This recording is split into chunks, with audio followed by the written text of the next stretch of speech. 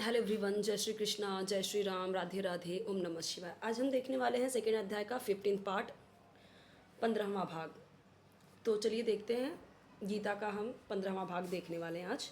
इसके पहले के सारे वीडियोस अपलोडेड हैं, श्रीमद् भगवद गीता करके प्लेलिस्ट है, उसमें मिल जाएगा आपको सारे के सारे start to end. Daily daily एक एक वीडियो मैं प्रोवाइड कर रही हूँ 9 बजे। आप बेल आइकन अगर प्रेस किए रहेंगे तो आपको सारे जो नोटिफिकेशन है 9 बजे आपको सारे मिल जाएंगे। चलिए पढ़ते हैं। देहि नित्य ममाध्योयम अयम देहे सर्वस्य भारत तस्मात् सर्वाणि भूतानि न त्वं शोचितुर्महसि।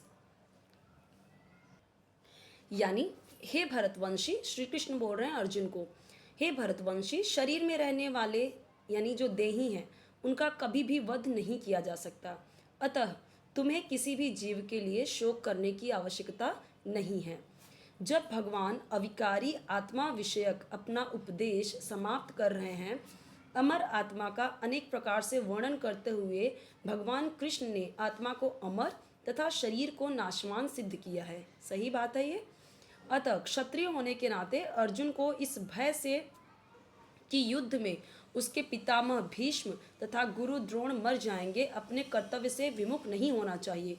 कृष्ण को प्रमाण मानकर भौतिक देह से भिन्न आत्मा का पृथक यानी अलग अस्तित्व स्वीकार करना ही होगा। ये जो शरीर है ये अलग है, जो आत्मा है उसकी वो अलग है, ऐसा अर्जुन को मानना चाहिए।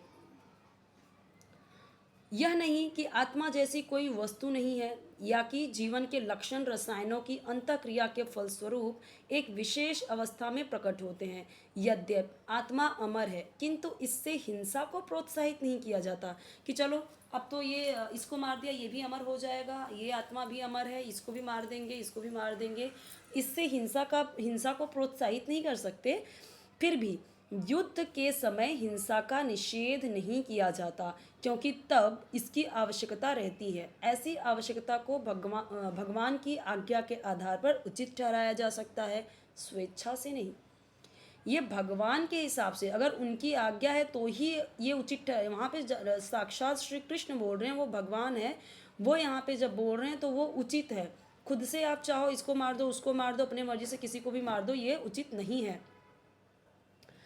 स्वधर्मपि चावेच्छ न विकम्पितुमर्हसि धर्म्याद्वी युद्धाश्रय यो अन्य क्षत्रियस्य न विद्यते।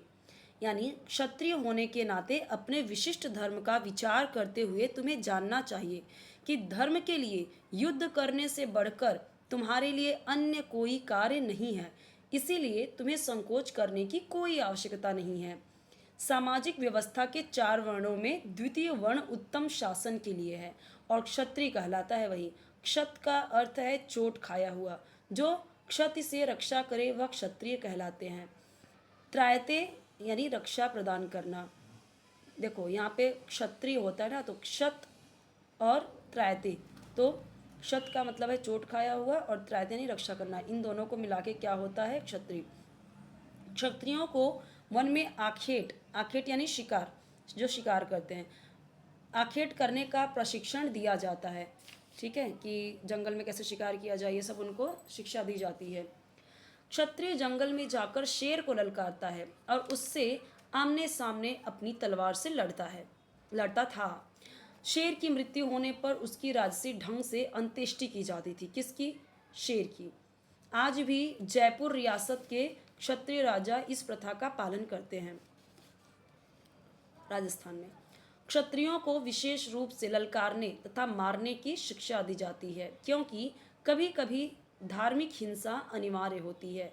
इसीलिए क्षत्रियों को सीधे संन्यासाश्रम ग्रहण करने का विधान नहीं है। ये सिर्फ ब्राह्मण को होता था, वो कर सकते हैं ऐसा। डायरेक्ट आप संन्यास आश्रम में आ जाओ तो ऐसा नहीं है। ओके। राजनीति में अहिंसा कूटनीतिक चाल हो सकती है, किंतु यह कभी भी कारण या सिद्धांत नहीं रही। धार्मिक संहिताओं में उल्लेख मिलता है। अब ये जो दिया गया है पूरा श्लोक, ये पूरा यहाँ पे इसका अर्थ ये है, देख लेते हैं ये भी। आहवेशु मिथो अन्योन्यम जिघांसंतो महीक्षित युद्धमाना परम शक्त्या स्वर्गम यान्ते परांगमुखा यज्ञेषु पशवो ब्रह्मन् हन्यन्ते सततम द्विजः संस्कृतः किल मंत्रश्च तेपि स्वर्गमवाप्नुवन्। युद्ध में विरोधी श्यालु राजा से संघर्ष करते हुए मरने वाले राजा या क्षत्रिय को मृत्यु के अनंतर वे ही उच्च लोक प्राप्त होते हैं। दो राजा के बीच में लड़ाई हो रही है, एक ईर्ष्यालु राजा है, ठीक है, ईर्ष्या वाला है, जलनखोर है, ठीक है, धर्म के विरुद्ध है। तो जो राजा अच्छा है जब उसकी मृत्यु होती है तो वही क्षत्रिय, वही उसी को ही क्या उच्च लोक प्राप्त होंगे, जो सही है, जिनकी प्राप्ति यज्ञ में मारे गए पशुओं को होती है।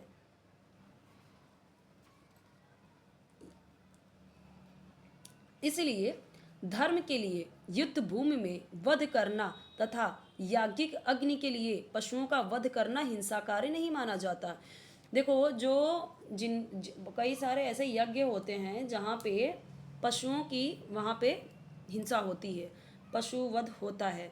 तो यज्ञ के लिए अगर पशु वध हुआ या युद्ध में जो लोग मारे गए उसे यहाँ पे हिंसा नहीं बोला गया है, ठीक है, क्योंकि उनका भी ऐसा हम मान रहे हैं कि उनका भी वो भी मोक्ष को प्राप्त हो रहे हैं, क्योंकि इसमें निहित धर्म के कारण प्रत्येक व्यक्ति को लाभ पहुंचता है और यज्ञ में बलि दिए गए पशु को एक स्वरूप से दूसरे बिना विकास प्रक्रिया के ही तुरंत मनुष्य का शरीर प्राप्त हो जाता है। इसी तरह युद्ध भूमि में मारे गए क्षत्रिय यज्ञ संपन्न करने वाले ब्राह्मणों को प्राप्त होने वाले स्वर्गलोक में जाते हैं। यानी कि जो क्षत्रिय मारे गए युद्ध भूमि में यज्ञ संपन्न करने वाले जो ब्राह्मणों को प्राप्त होने वाले स्वर्गलोक में जाते हैं। तो ये भी जो क्षत्रिय ना ये स्वर्गलोक में जाते हैं, जो यज्ञ करते हैं ब्राह्मण तब वो स्वर्गलोक में जाते हैं। यहाँ पे क्षत्रिय जो युद्ध भूमि में गए वो भी स्वर्गलोक में जाएंगे। जिन पशुओं को अलग अलग योनि के बाद तब उनको मनुष्य रूप मिलता, तो जिन पशुओं का अगर किस्मत अच्छी है और यज्ञ के टाइम पे उनकी बलि दी गई या यज्ञ में उनकी साथ हिंसा हुई तो उनको मनुष्य शरीर प्राप्त होगा। स्वधर्म दो प्रकार का होता है। जब तक मनुष्य मुक्त नहीं हो जाता तब तक मुक्ति प्राप्त करने के लिए धर्म के अनुसार शरीर विशेष के कर्तव्य करने होते हैं। देखो, जब तक इंसान मुक्त नहीं हो जाता, मोक्ष नहीं मिल जाता, तब तक धर्म के अनुसार शरीर के अलग अलग कर्तव्य हमें करने हैं। जब वह मुक्त हो जाता है तो उसका विशेष कर्तव्य या स्वधर्म आध्यात्मिक हो जाता है और देहात्म बुद्धि में नहीं पलता। जब तक देहात्म बुद्धि है तब तक ब्राह्मणों तथा क्षत्रियों के लिए स्वधर्म पालन करना अनिवार्य होता है। स्वधर्म का विधान भगवान द्वारा होता है, जिसका स्पष्टीकरण चतुर्थ अध्याय में किया जाएगा। अभी तो हम सेकंड में ही चल रहे हैं। शारीरिक स्तर पर स्वधर्म को वर्णाश्रम धर्म अथवा आध्यात्मिक बोध का प्रथम सोपान कहते हैं। वर्णाश्रम धर्म अर्थात प्राप्त शरीर के विशिष्ट गुणों पर आधारित स्वर्ण धर्म की अवस्था से मानवीय सभ्यता का शुभारंभ होता है। वर्णाश्रम धर्म के अनुसार किसी कार्य क्षेत्र में स्वधर्म का निर्वाह करने से जीवन के उच्चतर पद को प्राप्त किया जा सकता है। देखिए, वर्णाश्रम क्या है आपको पता है। पैदा होने के बाद पहले होता है हमारा शिक्षण कार्य, ठीक है, आपको पता होगा ब्रह्मचर्य होता है पहले, ठीक है, ब्रह्मचर्य आश्रम होगा, गृहस्थ आश्रम होगा, संन्यास आश्रम होगा। तो ये यहाँ पे वर्णाश्रम उसी को बोला गया है। आगे देखते हैं हम। अभी ये जो पार्ट है हमारा 16 का होगा यहाँ से, ठीक है, यहाँ से हम देखेंगे 16 पार्ट। तो यहाँ तक हमने देख लिया। छोटे छोटे वीडियोस मैं अभी प्रोवाइड कर रही हूँ। देखिए, एक एक वर्ड, एक एक लाइन, एक एक श्लोक बहुत ही इंपॉर्टेंट है गीता के, इसीलिए मैं पढ़ रही हूँ। आपको नहीं समझ में आ रहा है तभी भी आप पढ़ते जाइए, समझते जाइए, ठीक है, पढ़ने समझने की कोशिश कीजिए। और आपको कोई भी वीडियो आपको चाहिए हमारे धर्म ग्रंथ से रिलेटेड तो आप कमेंट में बताइए, मैं प्रोवाइड करूँगी आपको, ठीक है।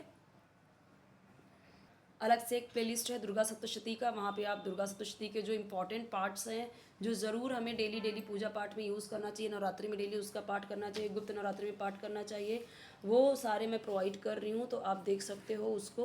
ओके, सो चलिए नेक्स्ट वीडियो में देखेंगे यहाँ से। जय श्री कृष्णा, जय श्री राम, राधे राधे, ओम नमः शिवाय।